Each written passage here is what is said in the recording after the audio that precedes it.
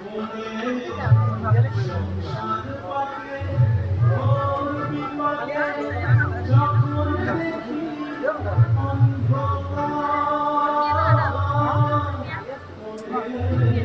Hello বন্ধুরা, আজকে অনেক দিনের ইচ্ছা ছিল মায়ের মন্দিরে যাব, ত্রিপুরেশ্বরী মায়ের মন্দিরে, কিন্তু যাওয়াও হয়ে ওঠেনি।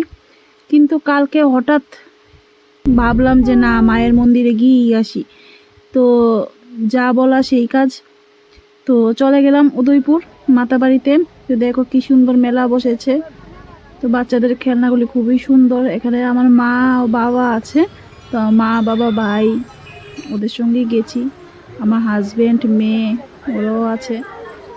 দেখো ত্রিপুরেশ্বরী মাকে দেখে মনটা পুরো ভরে গেল।